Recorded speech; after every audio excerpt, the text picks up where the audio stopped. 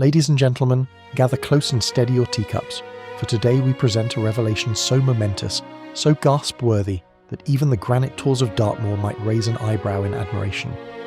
For the first time since 1894, we are delighted, nay positively exalted, to unveil an official, genuine, indisputably real and gloriously modern central heating system. Yes, you heard correctly, central heating. A concept once considered as fanciful as a unicorn trotting through the parlour, now blazing forth in all its victorious splendour. It has taken 6 industrious months to reclaim the old hopper room, that dusty cavern once ruled by the Green Beast, a creature of such persistent menace it could easily have been cast as an understudy in Jekyll and Hyde. We swept, we scraped, we dedusted, we insulated, sheeted, wired and plumbed. And finally, with the sort of flourish one reserves for unveiling a royal portrait, we prepared the room for the arrival of our brilliant plumbing team. And what a sight they have bestowed upon us. A magnificent gleaming silver beast, accompanied by more copper pipework than one might expect to find in Brunel's personal workshop. Once upon a Victorian moon, the house was heated by a coal-fired boiler that worked only when it felt like it. A temperamental old gentleman who provided warmth reluctantly, and only after considerable persuasion. It was followed, some 15 years ago, by an upgrade graciously commissioned by King Charles, then Prince Charles, through his Duchy of Cornwall team. As our loyal viewers know all too well, this noble effort was, well, charming in spirit, but rather unreliable in practice. And so, in truth, this house has never, not since 1894, been able to remain warm, willingly and continuously, from dawn until dusk and through the dark, moor-shrouded nights, until now.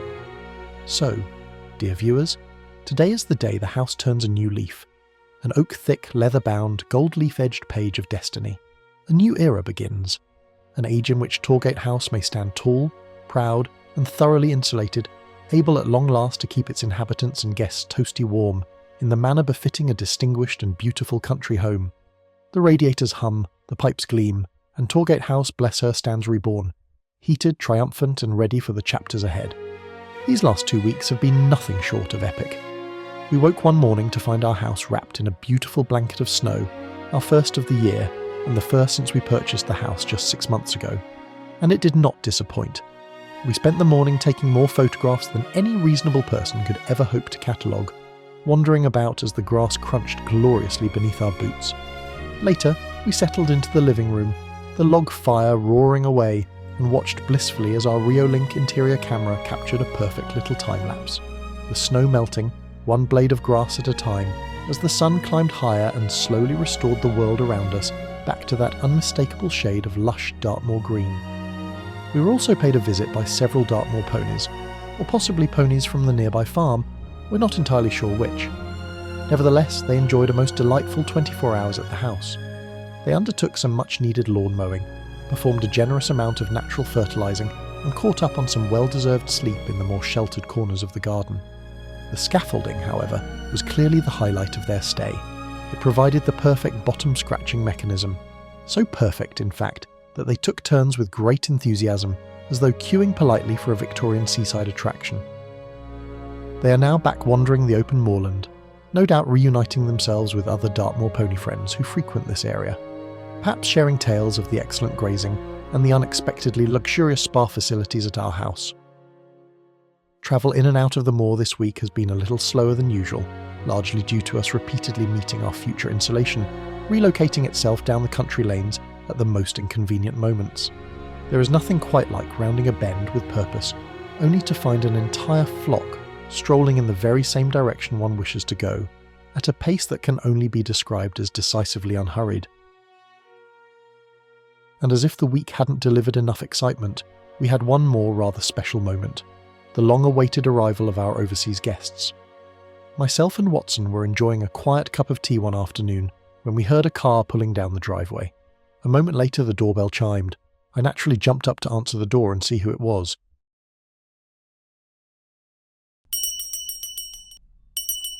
Holmes, Watson, we came as fast as our paws could carry us. Your telegram sounded urgent, a mystery or two needing our help.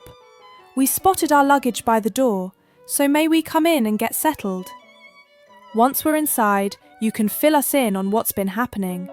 And, if Watson doesn't mind, Perhaps a fish finger sandwich or two might be whipped up for essential investigative fortification.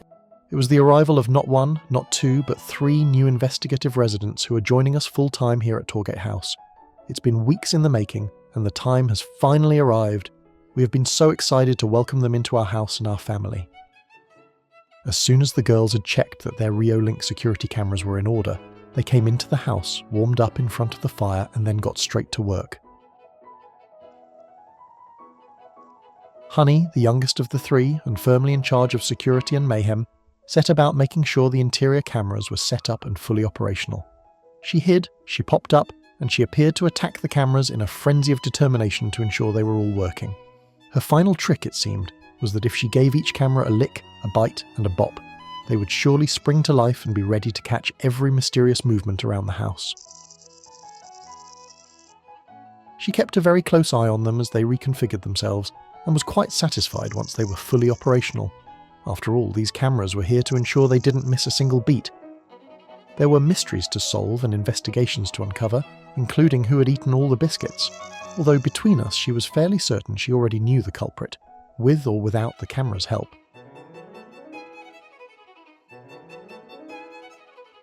As soon as they were set, she moved on to the next location. She felt it was crucial to know what was happening at the very centre of the house, so off to the stairwell she went. At this point, Tiger Lily, our CCO or Chief Comfort Officer, stepped in. She's also Honey's mother, which means she keeps a very close eye on Honey's setup procedure, all while quietly despairing at the mayhem her daughter can create. She's incredibly proud of Honey, of course, but does try to rein her in from time to time. After all, she's still in training.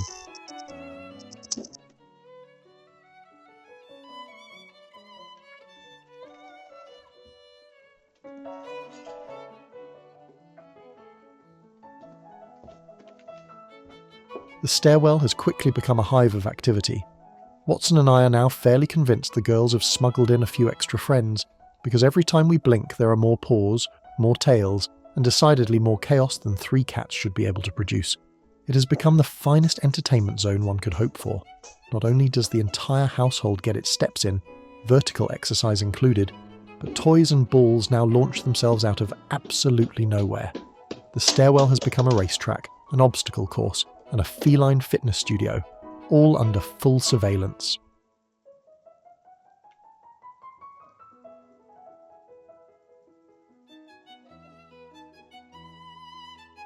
So not only have the girls been settling in, very well I might add, they've also started helping us with the renovation of the main house. At the moment their focus is on pulling up the old carpet that has most definitely seen better days, and to be fair, they're doing quite a good job. With their assistance, we should be able to get most of it removed over the holiday period, and finally return to the upstairs bathroom and guest bedroom. There's a great deal to tackle up there, stripping all the plaster from the walls, stopping the external leaks caused by the rather unfortunate leadwork around the chimneys, and replacing every rotten ring beam in each room. The girls, of course, will help in any way they can. We're just not entirely sure what level of help they're planning to provide.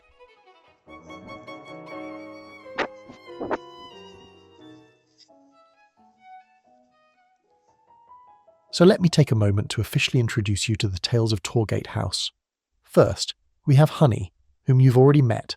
She is the youngest of the trio, young, chaotic, endlessly enthusiastic, and frequently dispatched on special missions of food recovery by both her mother and grandmother. She's an excellent distractor, a climber of all things vertical, and specialises in locating the highest vantage points in the house. She's also known, quite affectionately, as Honey Bear. As mentioned, she is Tiger Lily's daughter. Next we have Tiger Lily, the middle of the pack. A gentle soul, she does her best to teach Honey new skills.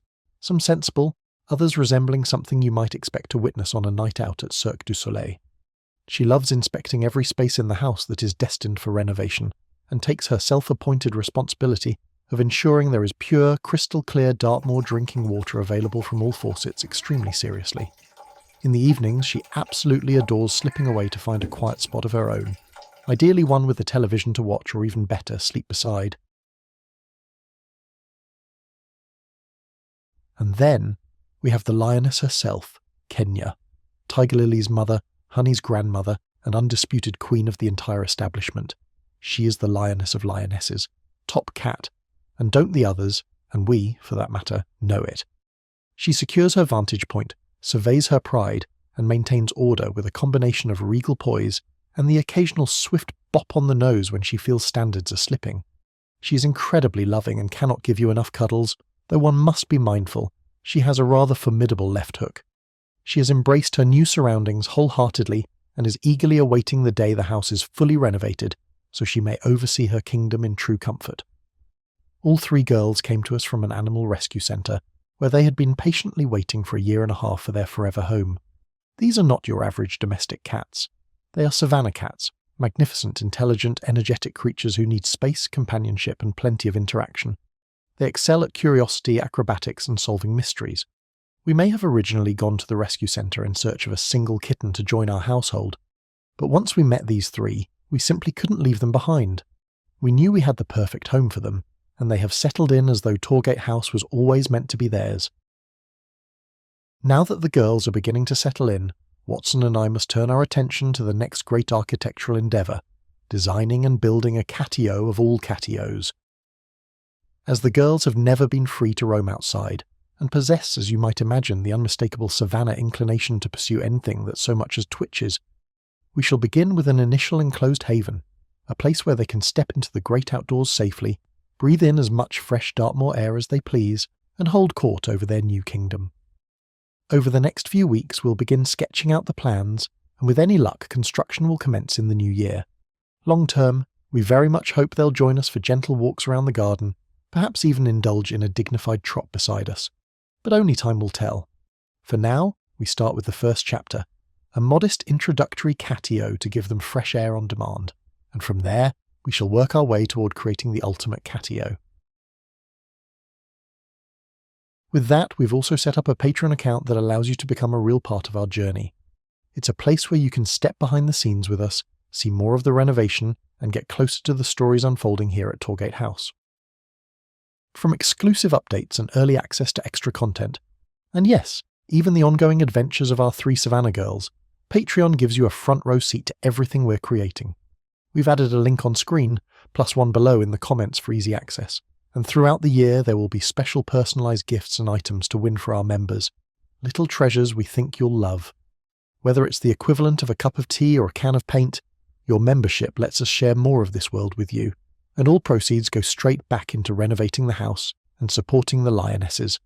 We'd love for you to join us there. Now let's get back to business, and to the rather thrilling news that we finally have heating.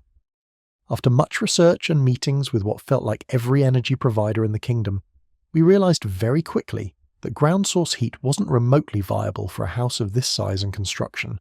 Air source wasn't promising either, unless we installed a cascading system, and even then we'd be entirely reliant on electricity, with no guarantee the house would ever feel warm again. Oil was a firm no, so gas became the most sensible path, especially as it gives us a future-proof setup we can gradually shift away from. Our plumbers have installed a brilliant new system with water storage that can take an eddy unit later on, which in turn can run from solar panels, meaning that, funds permitting, we can eventually have the eddy flick the gas off and run the whole system on solar instead, exactly the sort of off-grid, self-supporting future we adore.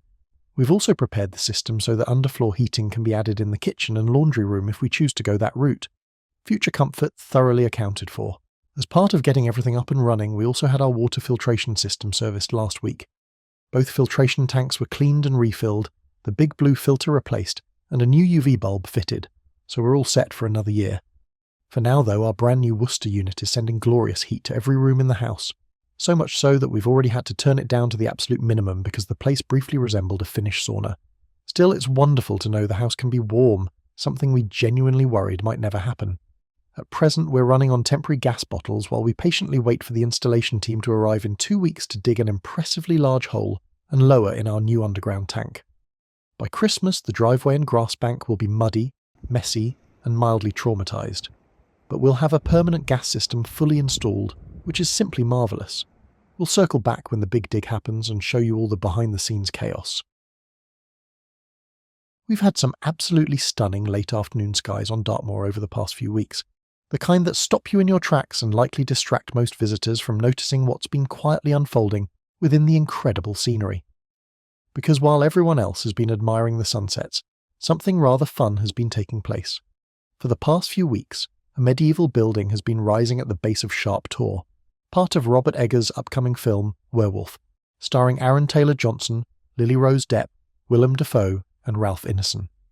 Bit by bit, temporary 13th century structures, fenced enclosures and great flaming braziers have appeared across the hillside, transforming our usual moorland view into something straight out of a folk tale. It's not every day you glance out the window and find Hollywood erecting the Middle Ages on your doorstep, and while the work has looked gruelling at times, they've also been blessed with some magical afternoons where the light hits just right, and incredible sunsets that cast the entire film set in molten gold. Whether any of that ends up in the final cut is anyone's guess, but we've certainly enjoyed the spectacle. Of course, the charm ends quickly once the temperature drops. They've been filming through freezing winds, long nights, and even snow, and this is one occasion we were very happy not to be part of the crew. Instead, we remained sensibly indoors, snuggled up in front of the open fire, observing the mysterious goings-on from afar, while they braved the elements to create something we'll all be watching next Christmas.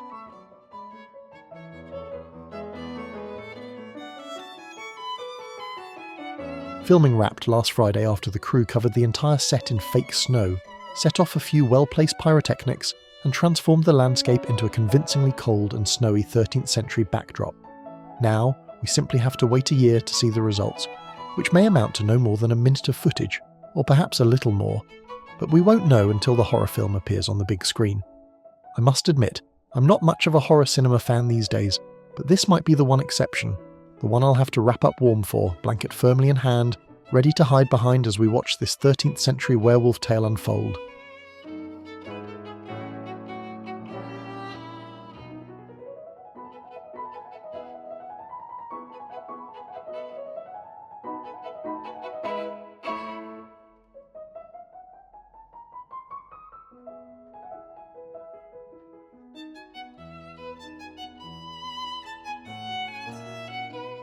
Well folks, that is a wrap from us this week, but fear not, we shall return very soon with the ceremonious installation of our magnificent Christmas tree, a swift yet splendid visit to London, and the daring commencement of our mission to remove over 131 years of paint from the woodwork in our house.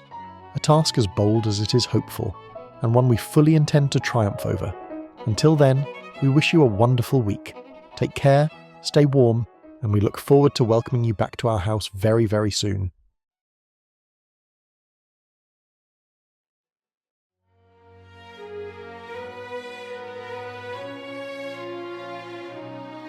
Please do give the video a like and subscribe to the channel. It really does make a huge difference and helps us keep sharing our story here on the moor. A big thank you, as always, to everyone who joins us each week. We love reading your comments and hearing your thoughts, so do let us know what you think below, and we'll see you next time on the Dartmoor Diaries.